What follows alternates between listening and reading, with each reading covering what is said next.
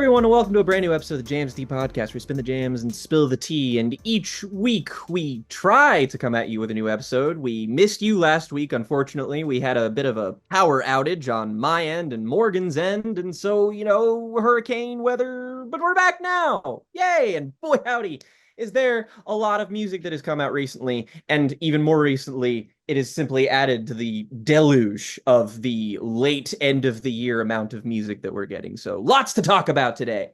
Yeah, Jake, you and I have been remarking on this quite a lot about just how many big releases have been happening lately. It feels like the year was never really bad. It's been a pretty good year, I'd say. But it feels like things have really Very. caught up speed. It was a bit of a slow starting year, and things have really, really caught up in the last few weeks. So we'll be trying to cover, if not today, then within the next couple of episodes, as much of that as we can.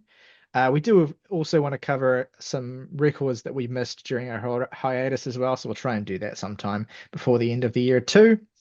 But before we get into new albums and big new releases, want to throw a quick shout out now. If you're an Jams and Tea podcast OG, you may remember that August has an ambient band called Glacier Flower.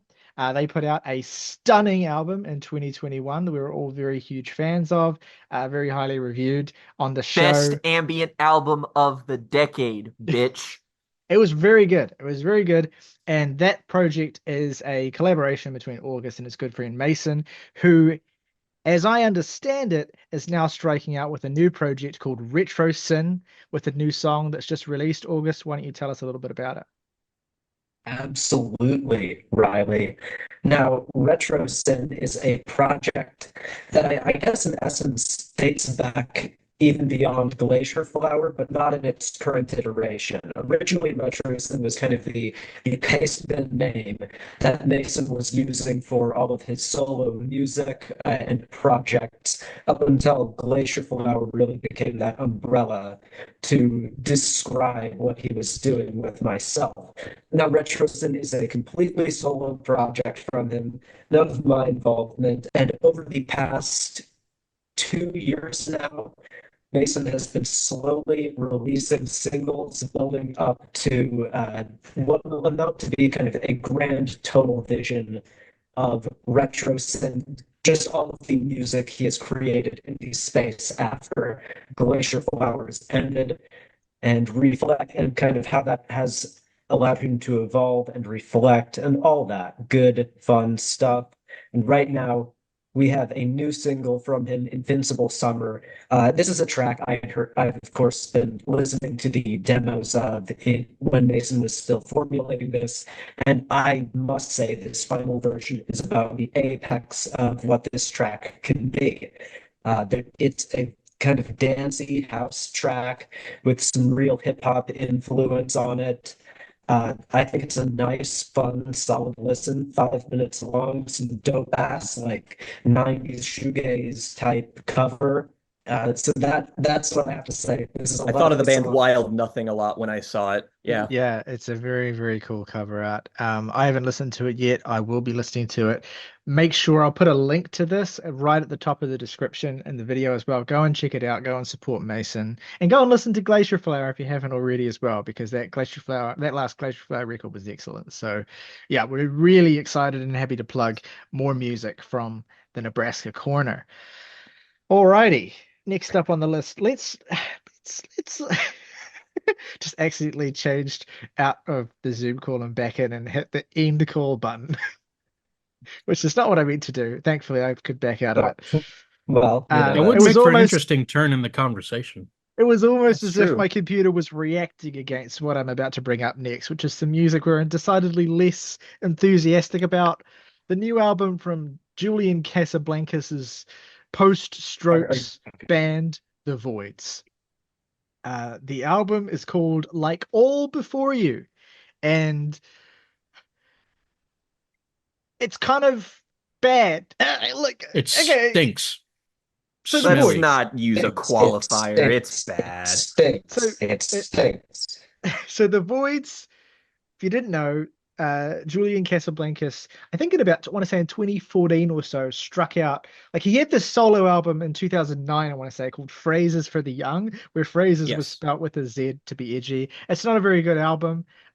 It got memory hold instantly. I feel like I'm the only person who remembers its existence on a regular basis because I don't know, because I'm weird. So that project eventually became Julian Casablancas plus the Voidz with the 2014 album Tyranny, which, by the way, it's a mixed bag of an album. It's a good album. It has one incredible song, which is the 12-minute Human Sadness, Human which I sadness. probably like more than most Strokes songs, to be honest. And then that Yeah. project kind of came into its own in 2018 with Virtue. And it was interesting because at this point in time, it felt like the Strokes were all but basically done. Like they had petered out. They finished their RCA record deal with Come Down Machine, and it really felt like the last couple of albums in that deal. I am fond of songs on both of those last couple albums on that RCA deal, Angles and Come Down Machine, but they are, they're lightweight records basically, and they betrayed how badly it sounded like none of them wanted to be in that band and making music anymore. So to hear how much enthusiasm Casablancas brought to the Voidz, especially with 2018's Virtue, was a real like promising sign because I love that album. That album is fantastic. It's got lots of color. It's weird as hell. Like there's shit on that record that shouldn't work. There's some stuff that doesn't work, but it all kind of comes together beautifully. Really kind of exciting, sort of messy, uh, eclectic aggro psychedelic punk album, basically. So then I was like, fuck, okay. I'm into what Julian Casablancas has to say again. Even though, to be fair, the lyrics on that album are kind of gibberish. Like Julian's never been a really great lyricist, to be honest. That said, then the Strokes came back in 2020 with the new Abnormal suddenly out of nowhere, producing one of their most instantly beloved albums and easily eclipsing half of their career. So I was like, oh wow, okay. Julian Casablancas suddenly between these two projects pulling out essential music, He essentially. wants to be here. Yeah, exactly. And it was like, whoa, okay, I'm back. I'm ready for it. I'm cool. I'm feeling like all that time I spent invested in the Strokes as a teenager is now suddenly paying off. So you can imagine announcements of a new Voidz album earlier this year produced some interest. I avoided the singles because I remember distinctly the experience with Virtue being that the singles were so wildly different from one another and so strange that I didn't really like any of them until I heard the album. So I avoided them altogether, leading into this album. And what we got is, well, it's unique. No, it It, isn't. Actually, I'm gonna stop you right there, friend. it, That it, is precisely this album's biggest problem, is that it is in fact not unique. let me rephrase that, and then I'll shut up so you guys can get into it. It is full of familiar elements that are arranged in a bizarre way. Look, I've been thinking about flaying this fucking album alive since I first heard it. I'm not like I like Riley very much dig the Void's previous stuff. Again, Virtue is like I adore that album and its absolute dogged refusal to be normal in any way, shape, or form. That's an album that I could easily see bouncing off any given human being because it is so messily arranged, chaotic, noisy, out there. Like it is just the kind of psychedelic music that does not get made very often. So when I come across it, it leaves an impact on me, and I still love it to this day. I'd say that I love the Virtue as much as I love everything that I love from the Strokes, maybe even a little bit more, honestly. So I was really looking forward to this coming out. And I remembered seeing like the bizarre thing about the rollout is that the first, I don't know if it was the first single or not, but the overture intro track was released as a single for this. And that probably should have set off some red flags with people because there's nothing to this song. It's a complete tone setter. It's like just supposed to be like there's nothing musical really about it. I have no clue why this decision was made, and frankly, it just reeks of low effort, whatever the fuck. Here's this decision. But like, hey, if an intro track is just a normal intro track and the rest of the album's fine, then that's the case. And the thing is that the actual music here is exactly as exciting as the intro is, which is to say, not at all. I'm actually kind of astounded as to how bland and textureless the entire palette of this album is, particularly on the first two songs. Square Wave and Prophecy of the Dragon are some of the most sauceless pieces of music I've heard all year. Like, Prophecy of the Dragon in particular. Dude, what the fuck is going on in this song? Why That does song everything in it sound that song lazy? actually made me, we say shit like this makes me laugh out loud, this makes me cry, to exaggerate our emotions all the time. I swear to you, I burst out laughing when Prophecy of the Dragon started with that fucking like preset ass sounding fucking guitar Dude, riff. fucking, This like, Wesley Willis shit, it sounds like. It's so on funny. it's so sloppily performed and arranged that it barely feels put together. And frankly, I actually think that Square Wave suffers from this problem even more so because it's so fucking languorous. No ideas on this song develop into anything. Even the synthesizer textures on this whole album are so bland. Like when you listen to something like Virtue, no matter what you walk away from that album feeling, it's like everything on it sounds weird and gnarled in a way that feels like somebody tinkered with it. Like everybody, you can really feel all hands on deck with previous Voidz efforts. With here, it legitimately feels like this is the type of album that someone makes when they want to get out of a record contract because it's so fucking lazy. Like it gets marginally better after the first two songs. And when I say marginally, I mean only just so. But like there's one song on here that I think theoretically works as a song, and it's still bland as fuck. Like Flexorcist is a fine song that if it was on any other Voidz album would handily, by a considerable distance, be the worst thing there. Like not even close. And it is definitely the song that is the most here. I'm just mostly confused at this, honestly. Like, I don't like this is the type of music that like it makes you reevaluate some of those Strokes albums because it's like it's not a secret that Julian Casablancas doesn't always want to be making the music that he's making. But I mean, Jesus fuck, he was at least better at pretending before this. I mean, I have to agree with so much of what you've already said, Jake. And I think another angle that you haven't quite spoken to, where it makes it incredibly obvious he's phoning it in, is like literally the vocals. Like it's muttered Oh through the God. whole way, or like caked in so much vocoding.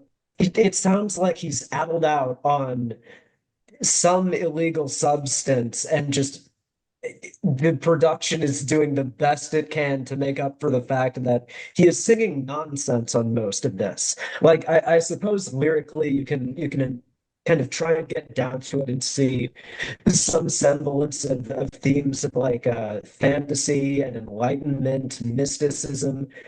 There's maybe some teeth to this somewhere, but it is rendered irrelevant and so buried by the absolutely sloppy and careless performances on here.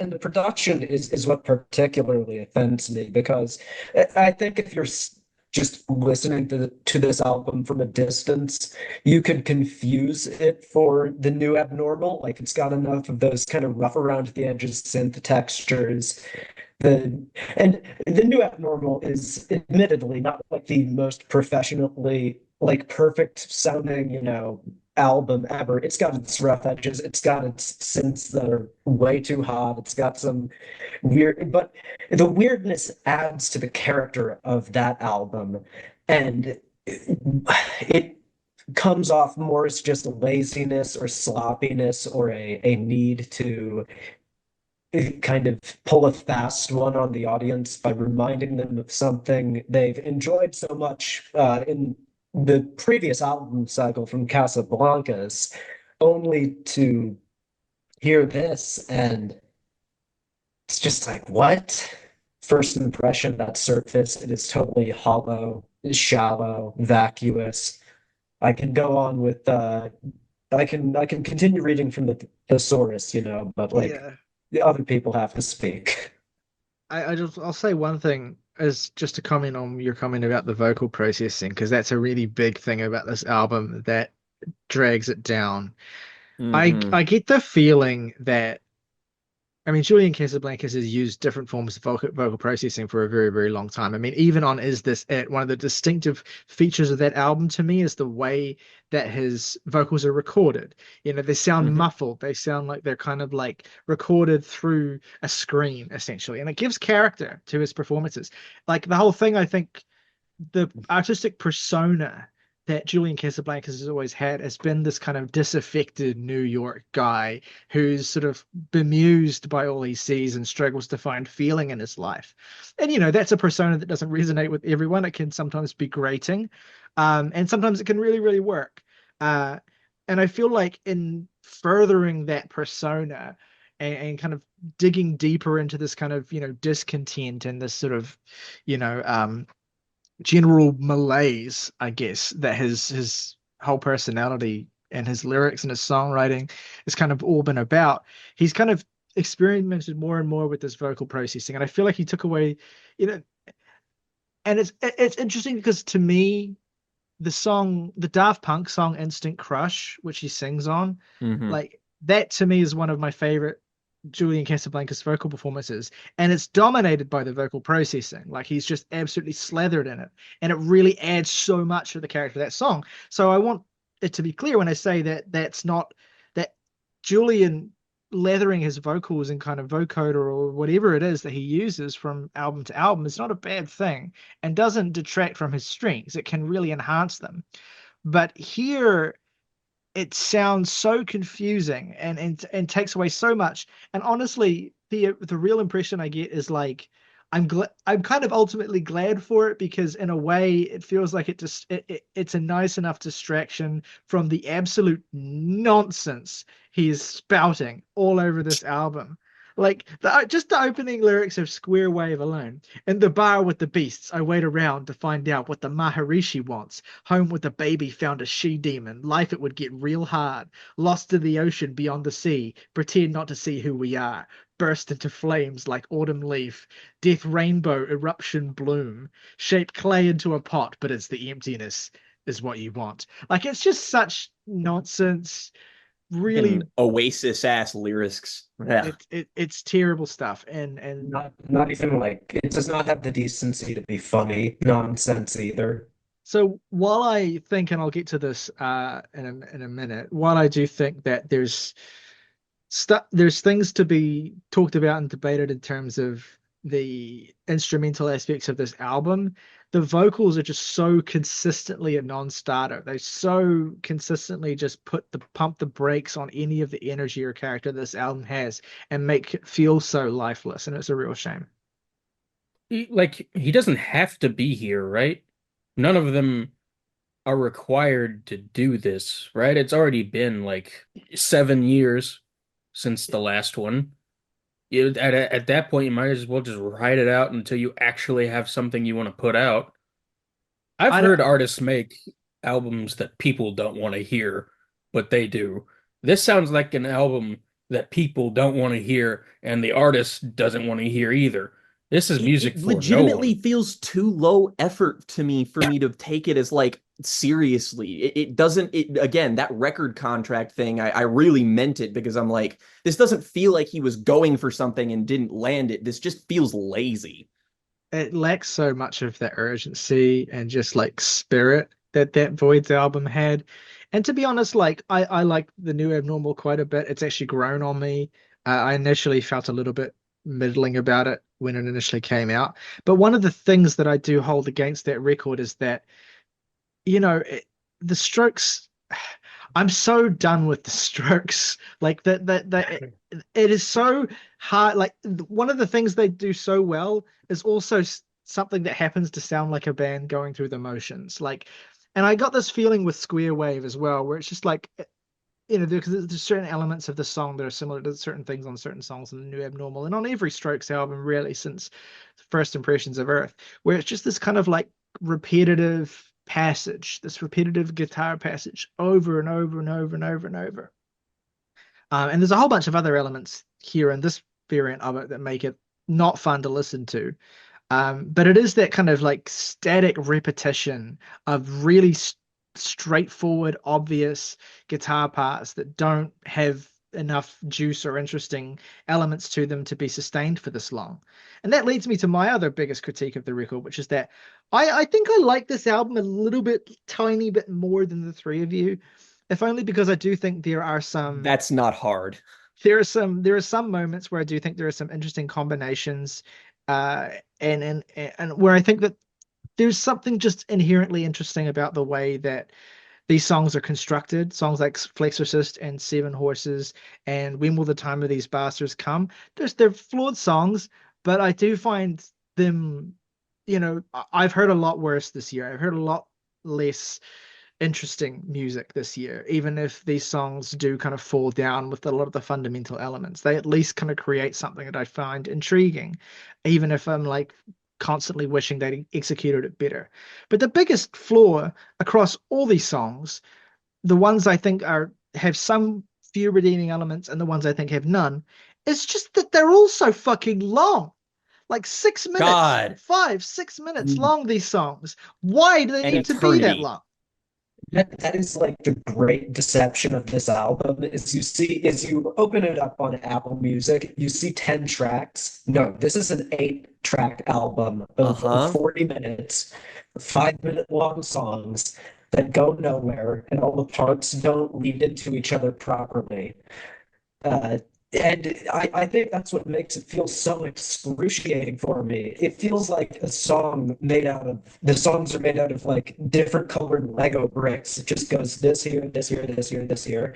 It There are some yeah. songs where like Flexorcist and When Will the Time of These Bastards Come, for instance, where I have a small amount of affection because it sounds like the way that they're combining different like tracks, a guitar part, a bass part, a drum part, a synth part, and in such a haphazard and ridiculous way. It reminds me of what I would do as a teenager, playing around with Doors, making ridiculous sounding songs. I 100% used samples to make a song that sounds eerily similar to parts of Prophecy of the Dragon. And it's stupid and terrible, but it was a thing that I made.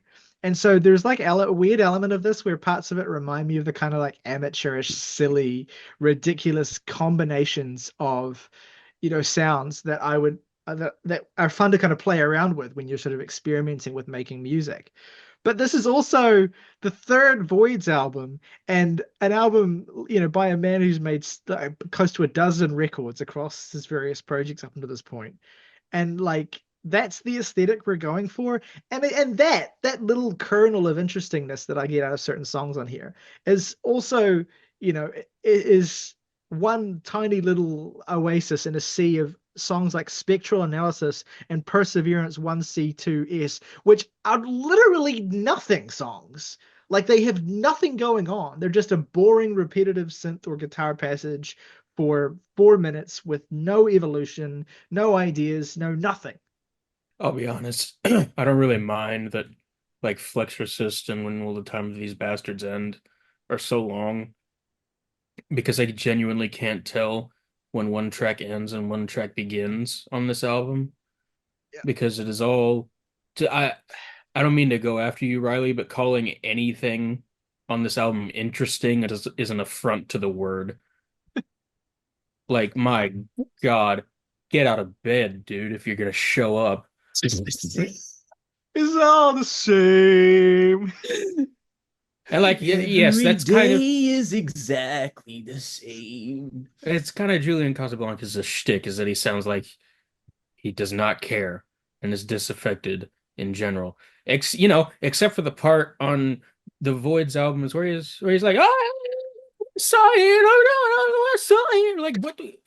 Like, dude, like your shtick is sounding disaffected, but you managed to put so much flavor in so much of your music. But it's like here is like he's just like, yeah, just put it out.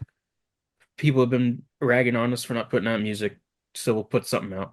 This is just, it smacks of like just New York excess. Like you're not Lou Reed, dude. I know you want to be.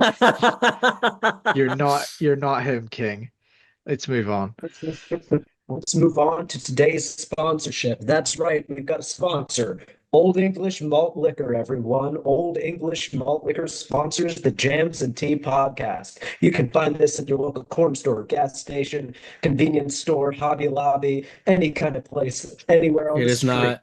They've It is not at Hobby Lobby. I've been. I really love how when you can tell how cheap a bottle of liquor is just by looking at what the cap is made out of, and I can just tell that is the yeah. squishiest, flimsiest plastic in the universe. You could just take that and No, Mouse, this is a Foley, $2.98, 40 ounces of liquor. That's premium bang for your buck value. That's better than Bush Light, Bud Light, all your other lights. Fuck you and good night. Jamie XX put out his first album in 9 years recently. Speaking of artists I happened to be really, really into in high school, this is just a very Riley moment here, but like the 2015 Jamie XX album In Color, that shit rocked my summer. That shit was just like the soundtrack to like the last few months of my last year of high school. Specifically, well, the whole album really, but specifically that one song, I Know There's Gonna Be Good Times, that he did with Young Thug, in which Young Thug memorably raps at the top of his voice, "I'm gonna ride in that pussy like a stroller." I don't. It's. It's mm, one of the greatest songs of the 2010s. Uh, I don't know. I don't know. I don't know if I would have said it like that. hey, nothing on earth could have prepared me for that. well, Not a single solitary thing. yeah, I'm not doing it justice. He doesn't say it the way I said it. He screams that line. And the song stops for him to say it actually as well, which is the great part. JBXX is a great producer. He knows how to work around his artists. Anyway, if you don't know Jamie XX, one third of the much loved, very 2009 core indie pop act, The XX, another act who I'm very fond of for very nostalgic reasons, despite the fact that no one really talks about them anymore and they haven't made a record since 2017. I still like the EXX a great deal. I still think the EXX's first album is fantastic. And one of the dominant aspects of that album, and of course of Jamie's solo work, is his wonderful attention to space and atmosphere and just letting music breathe. And the thing with the XX is that that was a way of creating intimacy in that band. You know, the vocals of Rummy and of Oliver, the two vocalists in that band, they're like the soundscape's so bare and their voices are so intimate and beautiful, and that's the characteristic there. Whereas what Jamie does with his solo work is that he makes much more club oriented dance music, but gives that same sense of space and spaciousness to that production so that it feels truly luxurious while at the same time still having the energy that you would want from a dance record.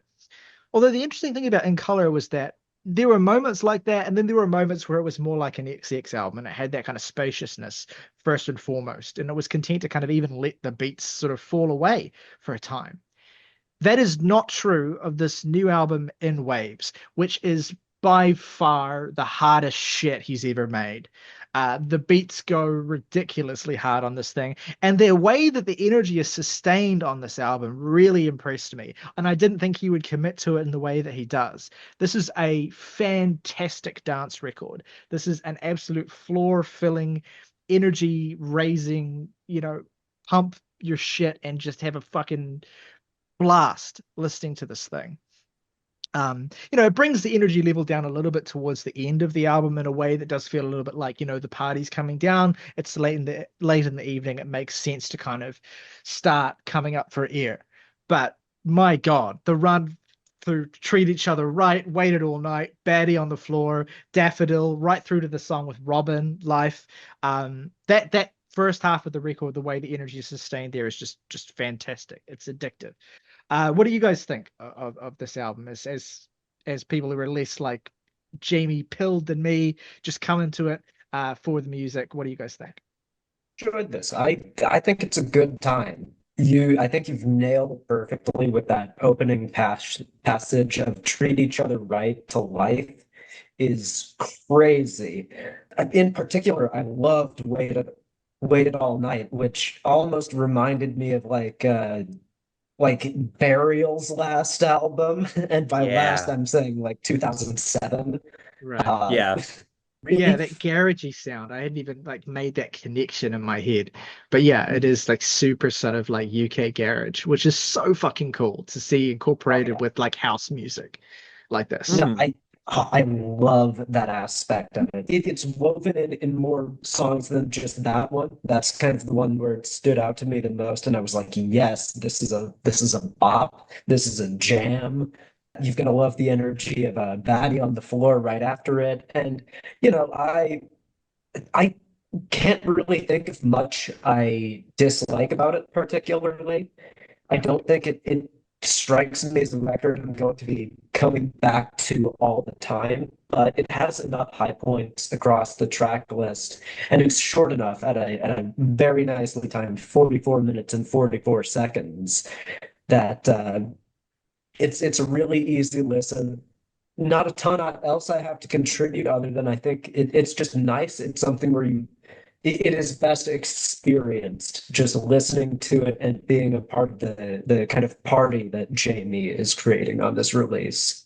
Yeah, absolutely. I had a similarly very good time with this. I was impressed that it managed to sustain itself the whole way through. I mean, it's not a long record, but it's the kind of album that really kind of operates in one specific lane and doesn't really divert from that. And so you need to constantly be introducing elements to keep things fresh. And honestly, I think he does a really commendable job of it, both when he's working with featured artists and on his own. I was actually kind of surprised at how my favorite moments on the album kind of were an even split from between like the more solo oriented cuts and the more collaborative ones. Like the Robin track is fantastic. Life, really like that one. Still Summer, a solo cut that I really fucking enjoy. Treat Each Other Right, same thing. And like Batty on the Floor is just a fucking knocker, like just absolutely fucking killer shit.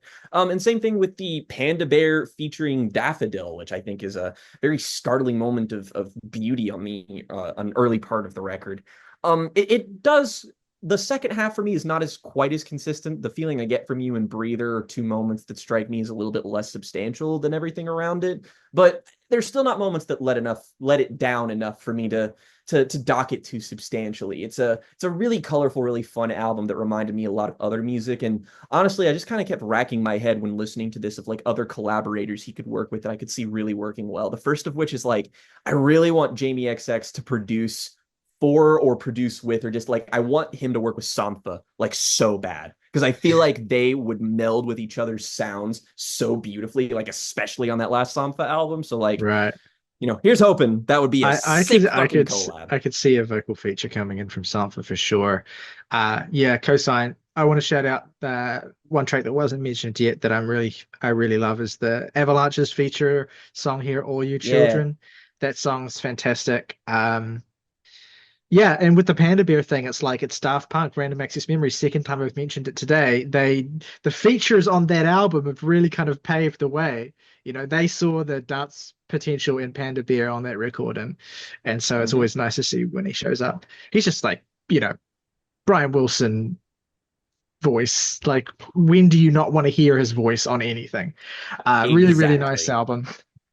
Um, let's talk about this new Xiu Xiu album, because this is quite interesting as well. This is a little newer than those last two albums we talked Sorry, about, before but we before we get started, can somebody just read out the name of the album for me really quick? yes, Riley? I'll happily do that. So this new Xiu Xiu album, it's called 13-inch Frank Beltrame Italian Stiletto with Bison Horn Grips. That's all. I just needed somebody to say that out loud. Oh You're most yeah. welcome. Uh, so yeah, it comes at an interesting point. I won't spend too long on the Xiu Xiu preamble because they have a lot of records, long career. But suffice it to say, a lot of the more recent records, well, a lot of their, I mean, Xiu Xiu started off in a very, very dark place, making very, very upsetting, avant-garde, sometimes frightening music that was suffused with a sense of very, poignant queer heartbreak basically and trauma. But they've evolved over the years. They've incorporated more elements of dance music and more kind of or just more rhythmic elements, I guess, in their music in general. But it did feel like with the last couple of albums, Shushu proper, um, Specifically, I'm thinking of Girl with Basket of Fruit and Ignore Grief. Those are very morose albums. Ignore Grief, especially. I didn't like that album. A lot of people kind of completely slept on it. And I think because it's such an unfriendly album, one of their most avant-garde and aloof records. Um, but you also have this other side of Xiu Xiu that ties in a little bit more with the covers album that we reviewed of theirs back in 2021. Oh no, where you have a little bit more variation, a little bit more kind of propensity towards more familiar traditional structures in what they do. And they've kind of teased towards that on certain songs, on certain albums, like Forget, for instance. But they, I have to say, have never ever committed to it for the length of a full album in the way they do here. This is by far, and they've released, I think, like something close to 24 records in different forms. This is, and I've heard all of them. This is by far the most accessible Xiu Xiu album. By far the friendliest, the most conventional in terms of like the basic structure of these songs. Most of them are fairly rhythmic songs and fairly simple, straightforward time signatures with very simple, straightforward structures. That is not to say that the distinct idiosyncrasy and artistry of Xiu Xiu is compromised in any way on this record, because it certainly is not. The foundations for these songs are fairly straightforward compared to previous Xiu Xiu albums, a lot of the time, which would just sort of leave you in an abyss floating, this avant-garde, rhythmless, scary soundscape. Uh, Here you have propulsive rhythms, which is not a new thing for Xiu Xiu, but you have really urgent guitar lines, really straightforward, emotive vocal performances that see Jamie, who's always been a very love him or hate him lyricist, I think presenting himself in a really accessible way for the most part. But yet still there's a lot of weirdness, there's a lot of darkness, there's a lot of emotional performances coming through on this record. It is a much needed reinvigoration of Xiu Xiu, I would say, at this point, and has made me really excited about them and about their artistic potential going forward than I have been in a while. And again, I am a big Xiu Xiu fan, but it did feel like, they've made a lot of albums and there's only so much Xiu Xiu you can do. But they have absolutely found a way to sound really like of the moment and like gripping in a way that I'm really, really appreciate. Because I know a lot of people are giving a lot of love to albums like Girl with Basket of Fruit, and I love that album. It's a fantastic record. But the kind of themes of that album, the things that it goes for, and the real sort of suffocating brutality of the subject matter, there's only so many times I can stomach Xiu Xiu albums that kind of mind that. And they're valuable records. And again, it's a really good album, but this is just refreshing. What do you guys think? We talked about Oh No by Xiu Xiu when that album came out, and that was a very collaboration heavy record that I remember really enjoying, bits and pieces of, but I was sort of like on the verge with Xiu Xiu. That's kind of how I've always been, because like I got into them with that Twin Peaks record, which like it's a great record that I love and still listen to songs from near daily, but like that's an album that I think is great more because it's using Twin Peaks as a foundation for what it's building. And don't get me wrong, those songs are very transformative, but like if I didn't like Twin Peaks and Angelo Badalamenti soundtrack, I do not think I would get that much, or at least what I do get out of that project. So when I tried to explore like other more acclaimed Xiu Xiu albums at first, it was just immediately like being thrown into the fire. And I was just like, I need somebody to help me with this, or for them to come out with a more accessible album. And so I listened to an album like Forget, I believe was the one that was most often recommended to me. And that was still one where I felt a little bit adrift during. So I've been waiting to find the Xiu Xiu album for me, because they're still a band that do a lot of things that I really like. It's just that they're so eclectic and so strange that you never know what is going to click with you and what isn't on a given Xiu Xiu record. It's just kind of it's such an amalgamate of strange ideas that it's kind of just, you roll a dice and see what you get. And on this album, thankfully, it basically combines all of the things that I really found interesting about their sound piecemeal on other records and then smashes it together. And the way I described this earlier this week in a way that it was an analogy that made so much sense in my head, I was proud of it, is that this is like if Trent Reznor produced a Perfume Genius album. And as somebody who really wanted to get on board with the last Perfume Genies album, which was a little bit more strange and unfriendly and almost Xiu Xiu like, but didn't quite get the vision with that one, this, on the other hand, is exquisite. The first track on here really caught me off guard just because the first song doesn't sound a whole lot like the rest of it. It's a little bit more minimal and like chamber music-y.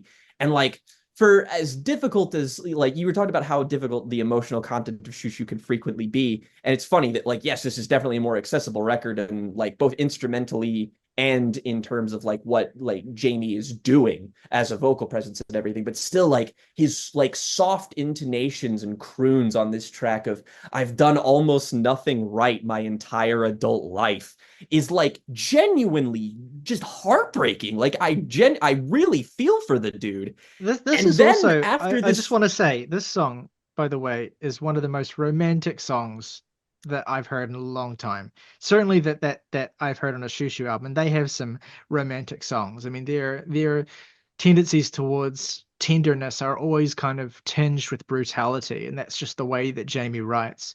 And that lends a particular kind of beauty, a sad beauty to a lot of his songwriting and a lot of their music, but it is so acute and so pronounced on this opening song. It took my breath away when I heard this song. And then it is just really funny that the rest of the album is musically completely different to that.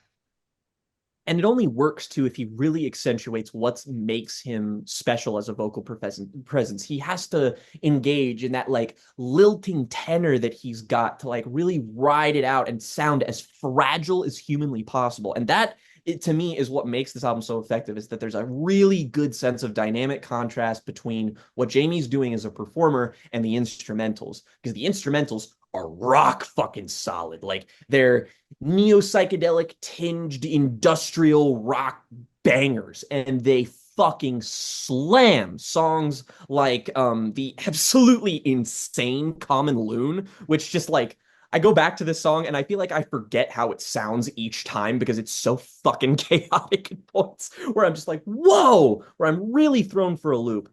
And I mean, there are other moments too on here, like Beneficium or Sleep Boulevard. Like the singles on this hit really fucking hard. But I think what's notable about the rest of the album is that they are all designed exactly like those singles to hit with the impact of those singles. And it does give you reprieves. It does give you moments like Bobby Bland, like Pale Flower, that do kind of let off the reins a little bit and kind of engage in a more spacious sort of tone to the music. And these aren't my favorite moments on the record, but they are integral to its pacing. It's an album that's very much in one mode, but I think it makes exceptional use out of that one mode. This is something that I feel like is going to be a guiding light to find what I like about other Xiu Xiu records that I've been honestly just really waiting for and clamoring for, because this is like an ideal, like I if I like a Xiu Xiu album more than this, that's great. But if this is the tip top for me, then that's sensational as far as I'm concerned.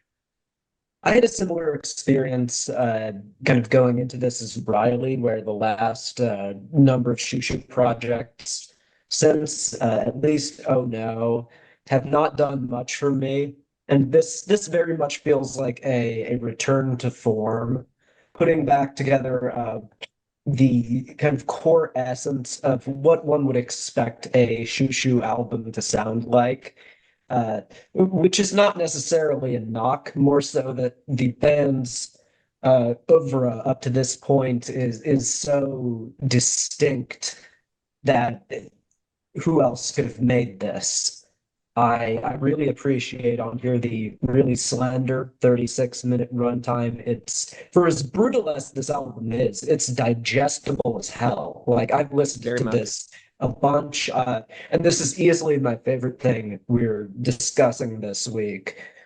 Just for that reason, because it is so easy to get into despite the torrent of emotions on display here.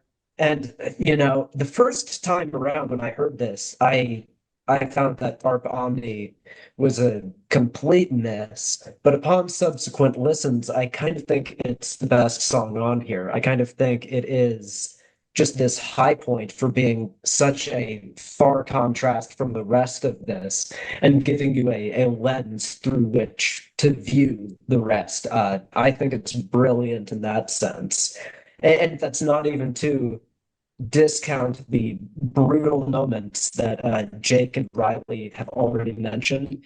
I think the album really does kind of reach its more natural conclusion around TDFTW, which I feel is the last truly like bright moment. Because by the time we get to Bobby Bland and Pina, Coconut and Cherry, I feel it's lost a bit of it just doesn't quite hit the same because I don't know, maybe there's only so much Xiu Xiu I can take. There's a ceiling on their sound, but it's a fun, great record. I think of what I've heard from them, their best to my ears thus far has been Girl with Basket of Fruit. But this is still a really nice. I think if someone hadn't heard a Shoo Shoo album, this would be a completely unreasonable place to start from. Yeah. Yeah, the album, this is the thing, right, is it does the thing that this kind of cliche in music, which is that it disguises a lot of darkness with a lot of it disguises a lot of underlying darkness with a lot of very kind of cheery and accessible and groovy music. You know, there's still like aspects of darkness musically to it, like the abrasive guitars on Common Loon, which I sent that song to Zach recently. I said this reminds me of like mid 2000s Liars, like this self-titled album era, where it's just this kind of like aggressive industrial post-punk, which I really dig. But I've come to be quite fond of the closing stretch of the album, even though it does peel back that energy. Maybe it's just because this is some of the songs that are most similar to like classic Shoo Shoo to me. I mean, Bobby Bland and Pina, Coconut and Cherry are like, they're fucking heartbreaking songs too. Bobby Bland, I've written a number of songs over the years. Jamie's written a number of songs about familial abuse and specifically child abuse as well. And this is just like Yeah. part of that canon. Pina, Coconut and Cherry as well being a very brutal Yeah, I love that depiction song. of obsession and fixation. So you get really the darker side of humanity coming through across this album, as you would expect from any Xiu Xiu album. It's a complicated it's a complicated mix of emotions that are conveyed on this album, and I wouldn't expect anything less.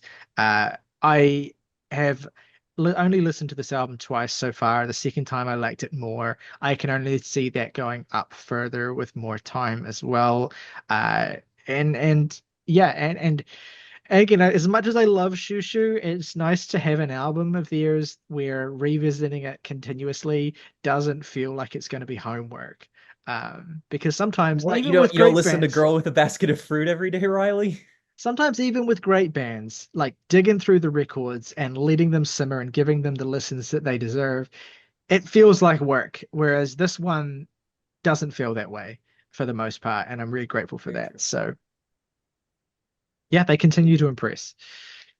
Let's talk about this new album from Sophie because we're going to transition into our discussion topic for the day shortly, which is the concept of the posthumous album, the posthumous release.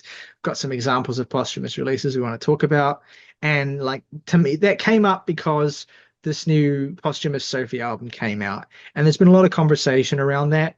Um, I have particular thoughts on this, and I would rather you share your thoughts first, Jake, because I kind of want to talk about it a little bit.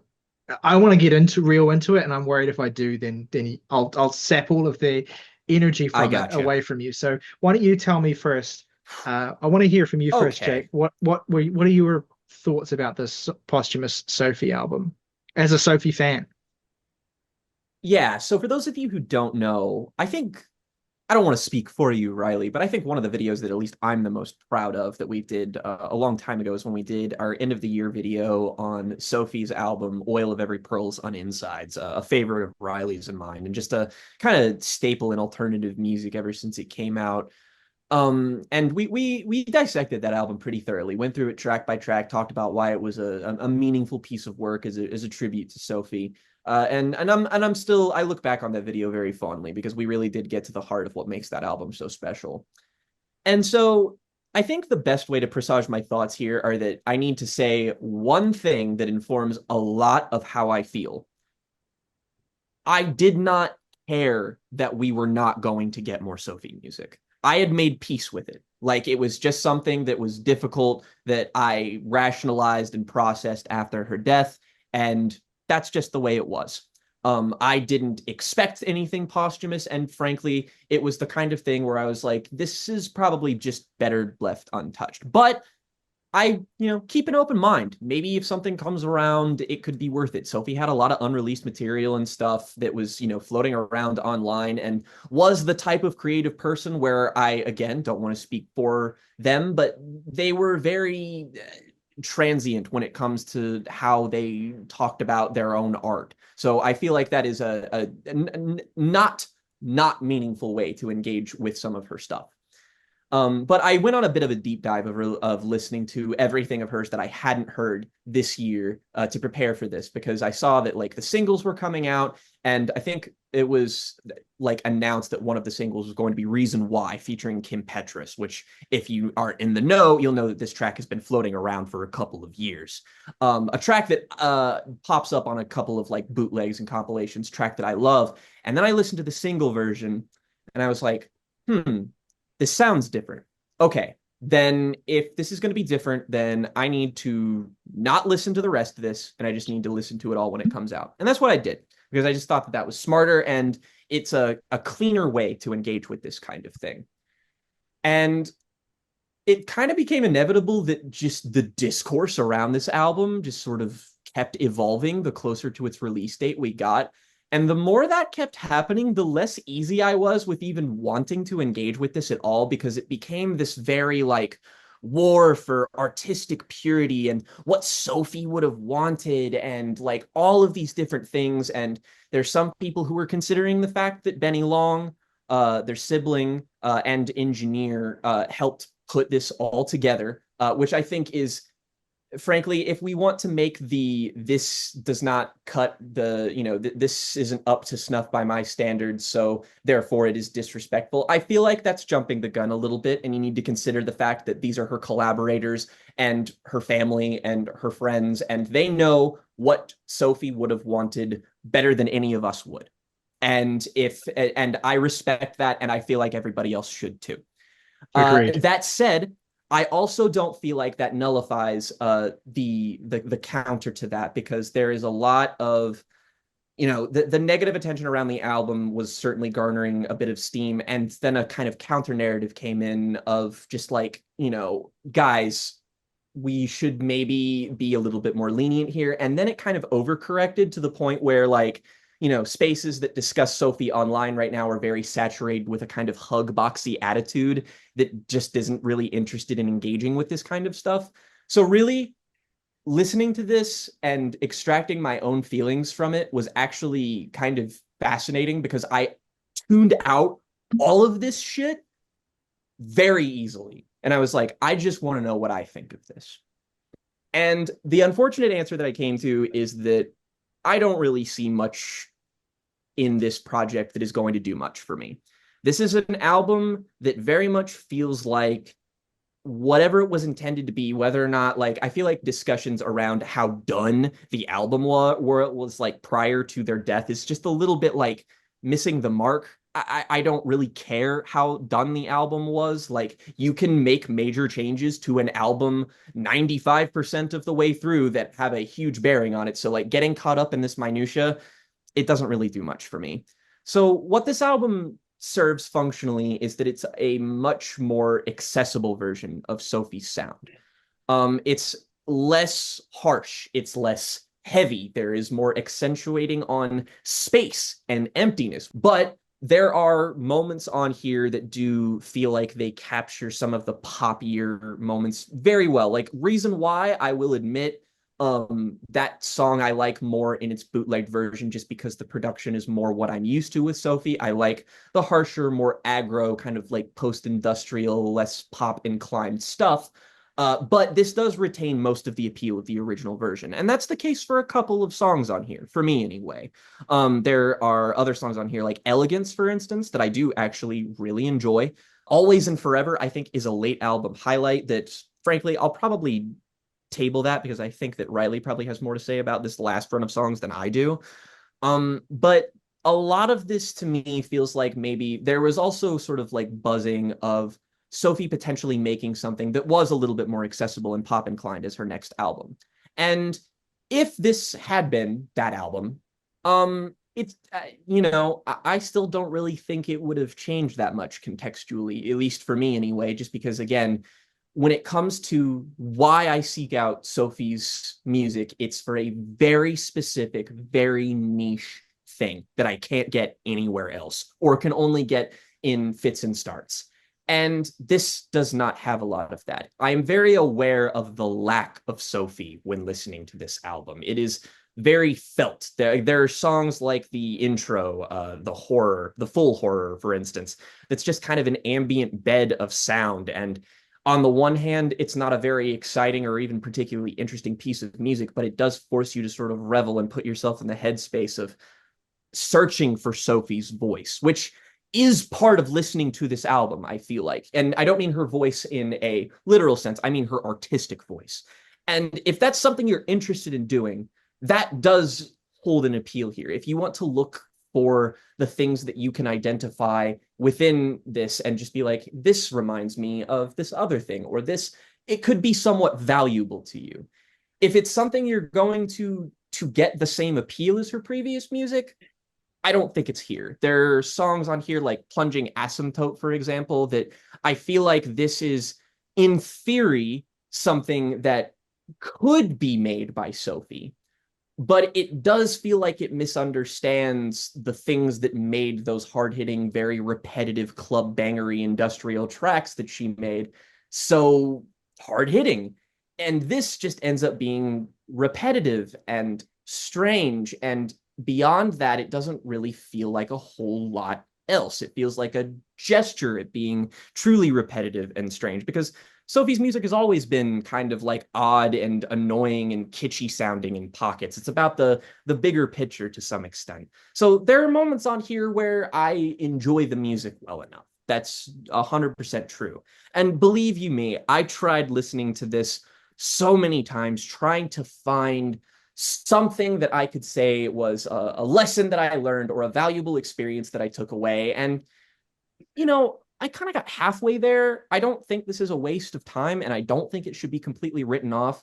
But at the same time, I don't think we should begrudge longtime Sophie fans for saying that there is a marked difference between what this is and everything else that isn't this. And I know that's difficult to kind of, where do you draw the line? Where do you start with all of this like stuff? And that's up to you as an individual. You have to make that rule yourself. I can't do it for you. I can't superimpose my feelings onto you.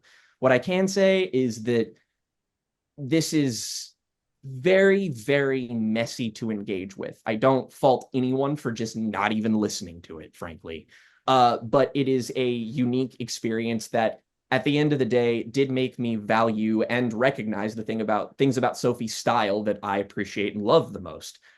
That said, I feel like it's just kind of sad that in order to unearth that, I had to do it this way. It just feels like an unfortunate circumstance for all parties. Like, I don't envy the people that made this. I don't envy Sophie fans. I don't envy Sophie's legacy, all this stuff. It's kind of a mess. But at the end of the day, I just can't say that this is a piece of work that I will come back to all that much for anything beyond just general probing curiosity. Right. So there has been a lot of what I'll call very toxic and very stupid discourse surrounding this online. I want to get away from all of that. And my thoughts on the album, I was, and I recognize that not everyone is able to do this. Sometimes it's really, really hard when you're online, but I've thankfully was able to kind of insulate myself away from it and just kind of ignore all of it and engage with what this was on its own terms, which I do think is important. Benny Long, again, as you mentioned, Sophie's sibling and collaborator, has said that the album was very close to being finished before Sophie passed away, and that for the most part, all that was needed was to add finishing touches and master the songs and essentially present the final package. I'm going to take those words on face value, and I'm not going to engage in imagining how close this is to what Sophie would have envisioned or released herself, I want to act under the assumption that this is the album that Sophie would have released exactly as it is, had she not passed away. And that makes it doubly interesting to me because I think that the fact of Sophie's death, that inescapable piece of context, adds layers to this record, um, like meta aspects to this record and to the experience of listening to it that create artistic value and add like qualities to the experience that are not intrinsic to the music very much, are purely products of that reality that we live in, where Sophie is no longer with us. And this is an album that has come out after her death. If Sophie were alive and released this, I would be intrigued by it, interested by it, but ultimately disappointed with the, I suppose, lack of immediacy that it has. This contentment to explore spaces in a really languorous way. It is a long and slowly unfolding album.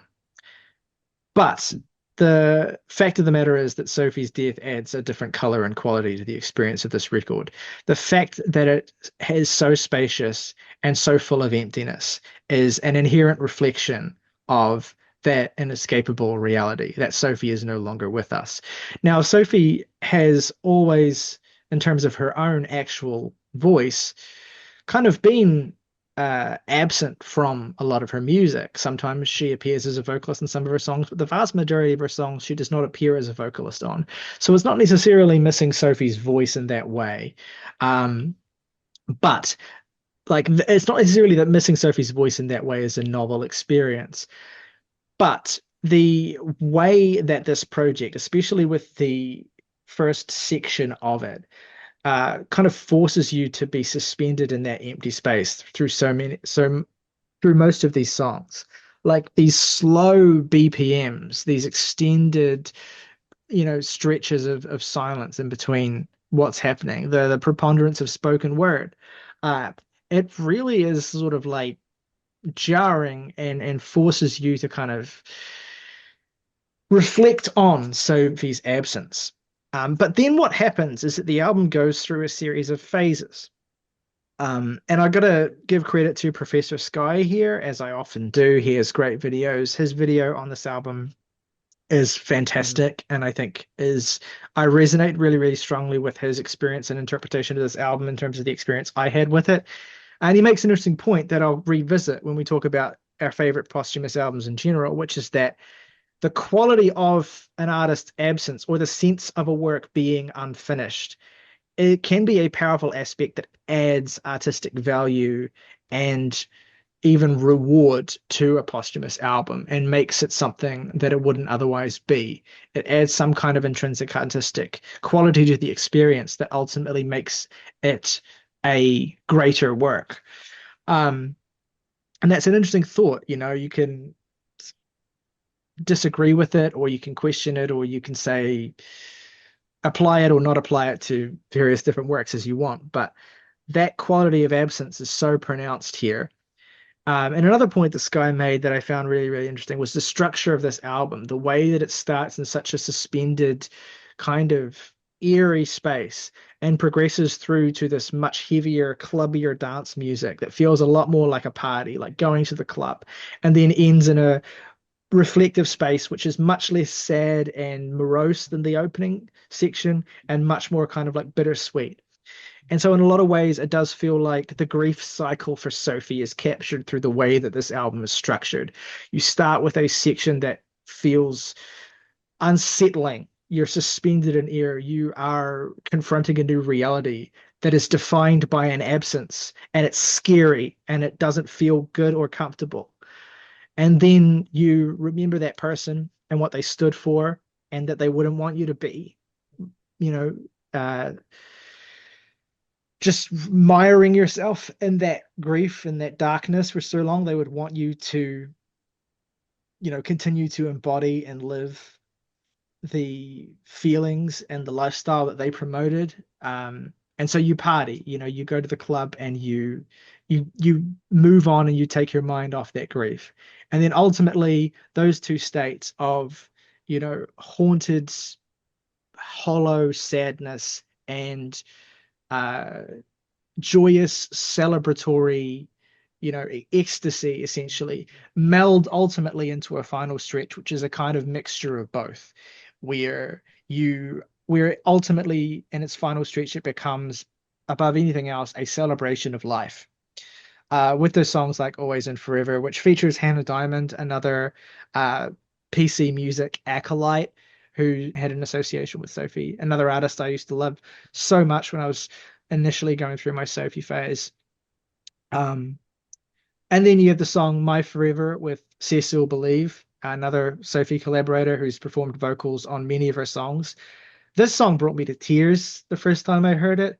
I still find it really, really just achingly sad, and beautiful and pretty. I think it's the crowning jewel of the album. Um, but yeah, ultimately, at the end of the day, it's a strange, fractured record that's messy and overlong and scattershot and meanders its way through its ideas and seldom presents what might feel like a coherent, complete statement of a song. But is structured in such a way that these individual fragments ultimately contribute to a wider experience that feels very contiguous, that feels very sort of whole and complete, and ultimately a very loving and affecting tribute to Sophie. Um, so I think the album is wonderful, in reflection of all of that, and I'm really grateful for it. And if there's and totally, I'll concede.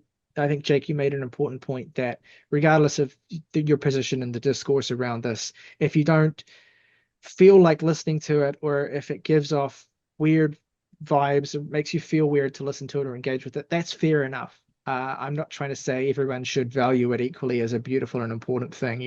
Its status as an album released after the death of the artist, where no clear line of consent can be drawn in terms of whether this artist would have wanted this music out there. It does put it in a strange, ambiguous position, and that's important to acknowledge. And that is going to be the case with some of the albums we discuss going forward as well, where there's always a little degree of weirdness, right? There's always a little degree of like, you can never know for sure.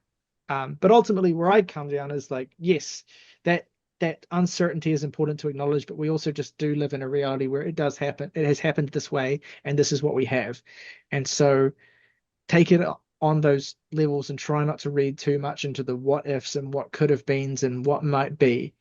And so yeah, there's a line to tread there, I think. But yeah, no, I think the album is beautiful and flawed and strange, and in a lot of ways, the fact that it's left me so like shaken and uncertain of what it is and what to make of it is a thing I feel like I should commend of it, because it is very much in keeping with the way that Sophie operated artistically, of wanting you to kind of feel that certain level of discomfort and of challenge, while you know also having a certain degree of familiarity and warmth and love that she saw as being a crucial part of pop music.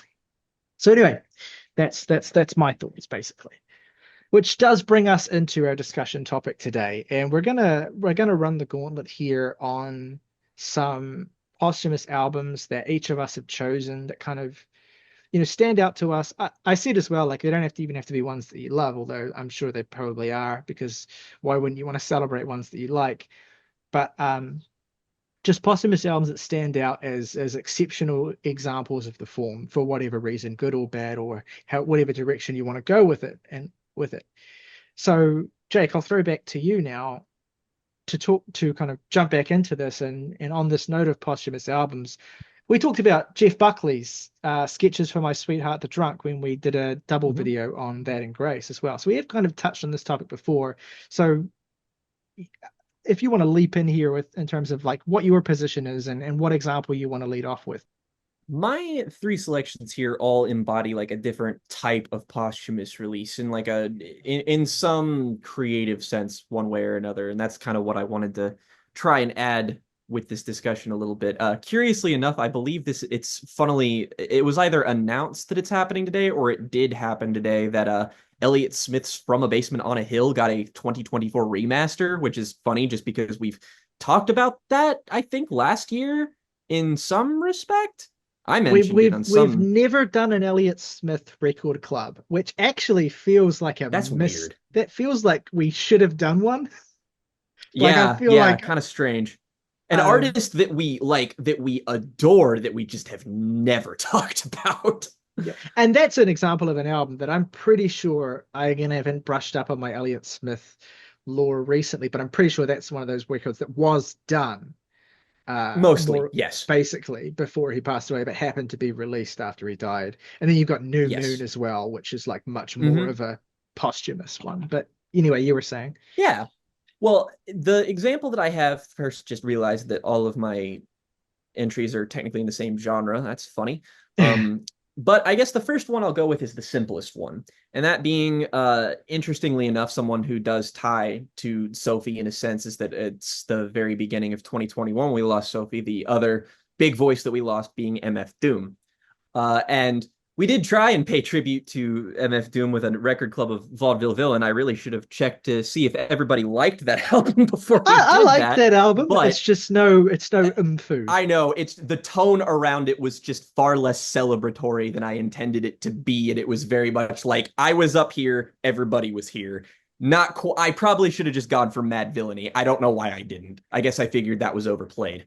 But big long time fan of Doom, helped get me into hip hop, like was I'm a white kid from Kentucky, so of course the first hip hop I was familiar with was Eminem, but it was MF Doom who was the artist that kind of convinced me to probe deeper. So I have a connection to the man's music. The idea of posthumous albums with him has kind of been a question that we've all had in the air for a while now.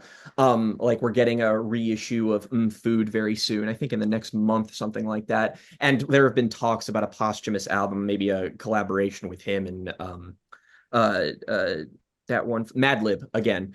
But the posthumous album that we got was not intended to be a posthumous album. It instead was a collaboration that he did with Inspect the Deck of the Wu-Tang Clan, that being his collaboration series with Czarface, one of his many names, and this is Super What. And this album came out in May.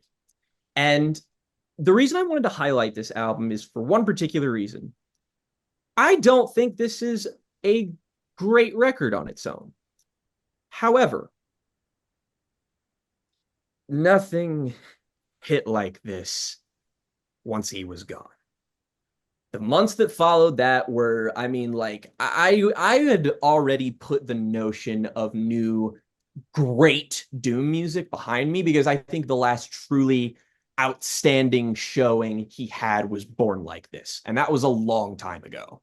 But that said, he still did collaborative records and music with people, in the late 2010s that were always up to snuff, like as good as something like Keys to the Cuffs, if not better. But I think you would be pressed to find many Doom fans that say that this is an essential moment in his career or that he's at the top of his game. In fact, if you listen to him on this album, he's noticeably a bit wearier, a bit more tired, like he is on Keys to the Cuffs. Dude was getting old. And honestly, that just makes it way more poignant. The fact that this album was released and didn't really have any intentions of being otherwise released in any other circumstance, just kind of came out despite the fact that he died.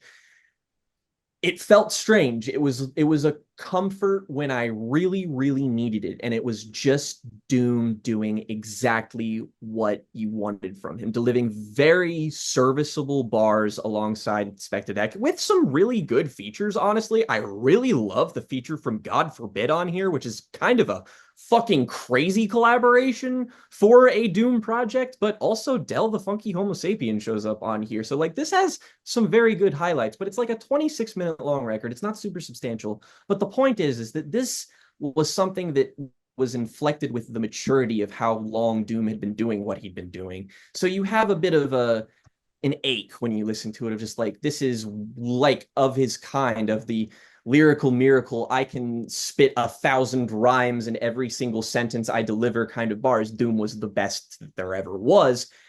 And he didn't really ever slip up, maybe in his delivery, but when it came to his actual lyricism, never.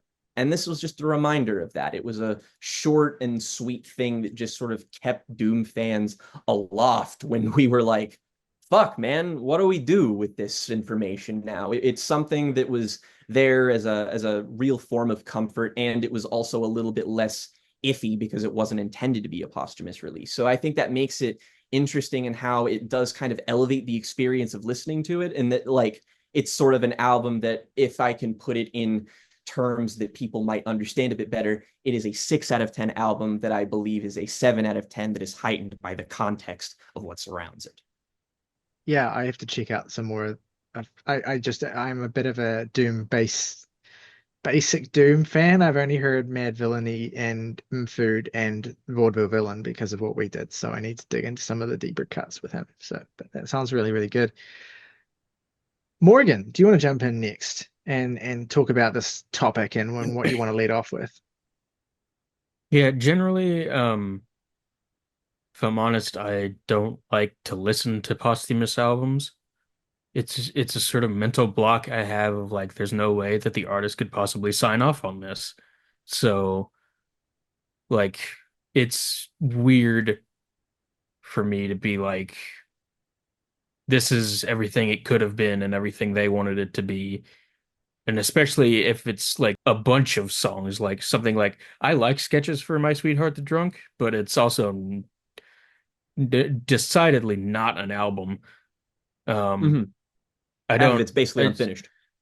yeah, and it's like, It even goes as far as to acknowledge that with the title, right? With the sketches. Sketches. yeah, Yeah.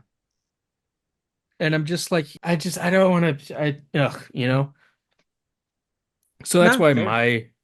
I haven't heard the last Elliott Smith album. I haven't heard the last Nujabes album. Uh, I don't know if I ever will Spoiler. hear either of those. There's tons of other examples I can't think of. Like I haven't heard any posthumous David Bowie releases because I'm just like it's like all these people said what they needed to say, you know, and it's like it's just I can't not listen to the album and be like this person's dead, and because they died, this is not what it was meant to be. So the albums that I want to talk about are albums that were finished. Like this is what they wanted it to be, but somebody passed away beforehand at some point. And the first one I'll mention is Mother Love Bone's Apple. And if you aren't familiar, Mother Love Bone is the sort of glam rock predecessor to Pearl Jam, featuring Stone Gossard and Jeff Ament, who went on to become the sort of the founding core of Pearl Jam and carry that band into what we know it as today. So Mother Love Bone was their project beforehand, led by frontman Andy Wood, who is a sort of, sort of a Seattle-ified Axl Rose, meaning to say that he was cool and didn't suck. But unfortunately, he did pass away of a heroin overdose. I want to say it was 8 days before this album was set for release in 1990. So the album was done, it was mixed, it was ready to go. And just before it felt like this band could have absolutely taken over the world, because this album has some truly great stuff on it, especially the closer, Crown of Thorns. which is just I think one of the defining songs of the 90s, and even as for as sort of underheard as it is, relatively speaking, it's a debut album and a posthumous album, which leaves it in such a strange liminal space of like things that could have been and things that were being really resoundingly cool, you know. There's a tragedy around it that's really hard to get away from, even as lively as so much of the music is. But I don't know, it's a fascinating moment of recorded time in the trajectory of one of the most important bands ever. And if you're a Pearl Jam fan and you haven't heard this, it's definitely worth digging into. It's interesting. It's like the way you talk about it is actually to go back to Jeff Buckley, kind of the way Riley and I described Grace, and that album, it feels like it could have led to being like it could have been a far more influential album had Jeff lived on to sort of continue his legacy. So it's like when listening to an album like Grace or an album like Apple, you kind of hear something that's like you hear the lost potential inherent with it when you listen to the actual music. Like I wonder what this could have fostered, developed, influenced, inspired, etc., and then could have changed the landscape of music just because of the pedigree of the people who made it. Well, it's the other side of this coin, isn't it? Where you have albums that were not released posthumously, but because of the artist's death, they color the album in some way. And that's how I feel listening to Mhm. basically any Alice in Chains record from pre-Staley's Yeah, death. But particularly yeah. Jar of Flies and the self-titled, like it's hard, you can't listen to those records and not be thinking constantly about Lane's Mhm. death. So that's another side of the coin there. My first pick is going much more into the like a more traditional idea of a posthumous album akin to the Sophie one. And I want to talk about an artist who has more posthumous albums than albums they released while they were alive, whose legacy and music is actually so defined by the vast amounts of music that never got released while he was alive that have since been released as archival albums. And that's an artist called Arthur Russell, an experimental cellist and composer who made a lot of his music in New York, and who's associated with a lot of the New York avant-garde music scenes in the 70s and 80s. He released a classic album in 1986 called World of Echo, which, as the title suggests, is a quite avant-garde album that explores strange textures he's produced with his cello, as well as his vocals and space and synthetic electronics. It's a weird album, definitely not for everyone. What's so interesting is that a lot of people listen to World of Echo and get this very specific idea of who Arthur was, that he was this like extreme avant-garde artist who made really weird, kooky music. But the fact of the matter is that while he was that, he also recorded a lot of music that I think has a lot more conventional singer-songwriter appeal while still featuring his strange electronic textures and the use of his cello and the unique Scott Walker by way of Pee Wee Herman-esque voice that he has or had. And Oh, so the album I want to shout out is he died in 1992. I want to say he died from an AIDS related illness. And so a lot of his music, so it was a premature death, leaving behind vast quantities of music. I've listened to a number of his solo albums. There was a great one that was released just last year, actually, called Picture of a Bunny Rabbit, which I enjoyed greatly. But the one I want to shout out is 2004's Calling Out of Context, one of his most renowned and beloved albums. Contains the song That's Us slash Wild Combination, which is probably his most well-known individual song.